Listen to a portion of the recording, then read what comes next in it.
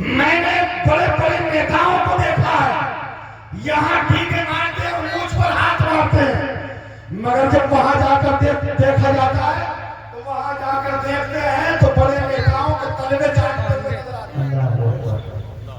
یہ سب کیا ہے؟ قوم کے پاس اگر علم ہوتا تو قسم خدا کی یہ قوم ہرگز کسی کے بہکائے ہوئے علم میں نہیں آتی۔ اے لوگوں، ہمارے پاس علم کی کمی نہیں تو حال ہمارا یہ ہوا کہ ہر محاذ پر ہم، ہر جگہ پر ہم پریشان نظر آ رہے ہیں۔ لوگوں، آج دیکھا جاتا ہے کہ ہمارے پاس علم نہیں ہے، پیدائش سے لے کر اور مرنے تک ہم دیکھتے ہیں کہیں نہ کہیں ہمارے اندر ایسی چیزیں موجود ہیں، ایسے رسومات موجود ہیں جن کا دور دور تک اسلام سے کوئی تعلق نہیں ہے۔ یہ آج ہمارا حال ہو گیا ہے۔ اللہ اکبر، بچے کی پیدائش ہوئی تو ہم نے سنت نبوی بعد میں ادا کی، پہلے ہم نے دوسرے کام کرنے شروع کر دیے۔ بچہ جب بڑا ہوا اس کو ہم نے تعلیم دین کی طرف نہ ڈالا، تھوڑا بڑا ہوا سوچا کہ ہوشیار ہو گیا ہے، کہا یار بہت اچھا کام سنبھالے گا، بہت اچھا کاروبار سنبھالے گا، دین سے دور کر دیا۔ جیسے ہی دین سے دور کیا گیا، یہ دوسری جگہ کام کرنے پہنچا، وہاں غیروں سے ملاقات ہو گئی تو کبھی تو مرتد مذہب بن جاتا ہے، کہیں بھی وہ مرتد بن جاتا ہے، اللہ اکبر، کہیں اسلام کو چھوڑ دیتا ہے۔ ماں باپ پریشان ہے، قوم پریشان ہے، فلاں کے بچہ جو ہے مرتد ہو گیا ہے، فلاں کا بچہ پر مذہب ہو گیا ہے۔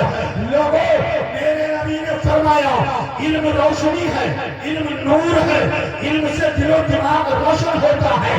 اگر دنیا میں حکومت کرنی ہے، اگر دنیا میں اپنا سکہ بٹھانا ہے، اگر دنیا کے اندر اپنی چھاپ چھوڑنی ہے تو علم حاصل کرو۔ علم اگر علم حاصل نہ کیا تو مارے جاؤ گے، جیسے برما میں مارے گئے، جیسے فلسطین میں مارے گئے، جیسے افغانستان میں مارے گئے۔ لوگوں، تمہاری عزتیں نیلام ہو جائے گی، تمہارا وقار مجروح ہو جائے گا، تمہاری سیاست ختم ہوتی چلی جائے گی۔ ویسے تو سب کچھ لٹ چکا ہے، مگر جو تھوڑا بہت بچا ہوا ہے اس کو سنبھال کر کے رکھو اور اپنے اندر علم پیدا کرو۔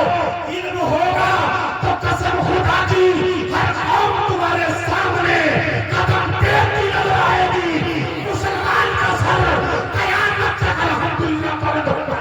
نعرہ تکبیر، نعرہ رسالت، نصرت اعلیٰ حضرت تعلیمی بیداری کانفرنس جشن دستار بندی ماشاءاللہ۔ تم نے یہ سمجھا ہے کہ اللہ نے ہمیں دولت دے دی ہے، کہتے ہو کہ ہم بہت امیر ہیں، اب مولوی کی سننے کو تیار نہیں ہو، اب امام کی سننے کو تیار نہیں ہو، اب کہتے ہو ارے اس میں یہ مولویوں کی تو پرانی باتیں ہو رہی ہیں، بیاہ شادیاں ہو رہی ہیں، اب تو میرج ہال کا زمانہ ہے، دیکھا جاتا ہے مسلموں کی شادیاں ہو رہی ہیں۔ اللہ اکبر، وہیں پر ننگے سر بیٹی نظر آ رہی ہے، وہیں پر بیٹا نظر آ رہا ہے، وہیں پر غیر نظر آ رہے ہیں، جس کا چہرہ کبھی آپ نے جس گھر کی بہو کا کبھی نہ دیکھا ہو، اس کا چہرہ جا کر میری ہال میں دیکھ لو۔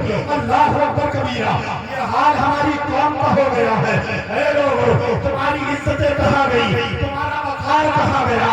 تمہارا حال تو یہ تھا، ڈاکٹر اقبال نے کہا تھا تیری نگاہ سے دل سینوں میں کانپتے تھے، وہ کھویا گیا ہے تیرا جذبے قلندرانہ، کے وارث باقی نہیں ہے تجھ میں گفتار دل برانا، کردار قاہرانہ۔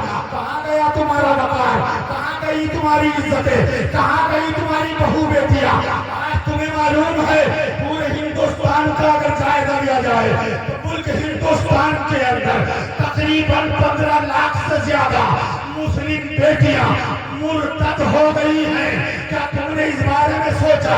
لوگوں، اگر انہیں علم سکھایا ہوتا، قرآن کی تعلیم دی ہوتی، فاطمہ زہرا کی زندگی کے بارے میں سبق دیا ہوتا، اگر وہ امہات المومنین کی زندگی کو پڑھے ہوئے ہوتی، اگر وہ خاتون جنت کے کردار کو اپنائے ہوئے ہوتی، تو قسم خدا کی مرتد کی تو بات الگ ہے۔ وہ جن سے اللہ نے پردے کو قائم کرنے का हुक्म दिया है, वो चाहे करीबी रिश्तेदार ही जो न हो, वो अल्हम्दुलिल्लाह बेटी उसके सामने भी नहीं आती। मगर आज हमारी बेटियां मुर्तद होती चली जा रही है, और बेटों का भी हाल यही है, जो कुरान से दूर है, जो हदीस से दूर है, वो भी मुर्तद होते चले जा रहे हैं। क्या वजह है? कभी दिल पर हाथ रखकर सोचा, तुमने सोचा अगर तेरा बेटा कभी मुर्तद हो गया तो तेरे साथ क्या हाल होगा? उसका जिम्मेदार कोई और नहीं है, उसका जिम्मेदार प्यारे तू ही है। नारे तकबीर, नारे तकबीर, नारे रिसालत। प्यारे, तुम्हारी दुनिया में सबसे बेहतरीन कमाई तेरी औलाद है, सबसे बेहतरीन कमाई तेरी औलाद है।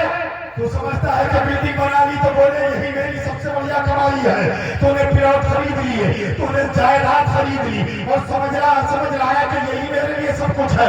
रसूलुल्लाह ने फरमाया तेरी सबसे बेहतरीन कमाई दुनिया के अंदर तेरी औलाद है। अपनी औलाद को दीनदार बना ले तो दुनिया के अंदर कामयाब हो गया। तुम्हारे बच्चे ये सीखेंगे, कुरान सीखेंगे, कुरान और हदीस को सीखेंगे, और अल्हम्दुलिल्लाह जब वो पैगाम लोगों को सुनाएंगे तो कसम खुदा की तेरी कब्र में अल्लाह तुझको सवाब अता फरमाएगा, तेरी कब्र में नूर पैदा। किस घमंड में घूम रहे हैं?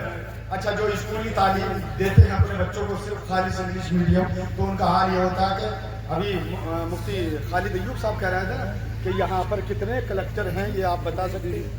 तो मेरी नॉलेज में तो यहाँ पर पूरे नौगामा तहसील में कोई कलेक्टर नहीं, कोई कलेक्टर नहीं है। तो बताइए सब क्या? हमने तो बस ये समझ लिया कि कारोबार हो, पैसा कमाओ, यही है पैसा कमाओ, हराम या हलाल को जैसा भी हो पैसा कमाओ। अल्लाह ताला हम सबको अमल की तौफीक अता फरमाए। और इस मदरसा मजहर आला हज़रत नईमुल उलूम का हर मौके पर, और अब आपके ताउन का खास टाइम आया है, उसमें संग बुनियाद कल हो चुका है, और आपको उसमें ज़्यादा से ज़्यादा अपने वालिद के नाम से, अपने माँ बाप के नाम से, अपने भाइयों बहनों के नाम से जो इंतकाल कर रहे हैं उनके नाम से उसमें कमरे बनवाइएगा, उसमें ताउन कीजिएगा।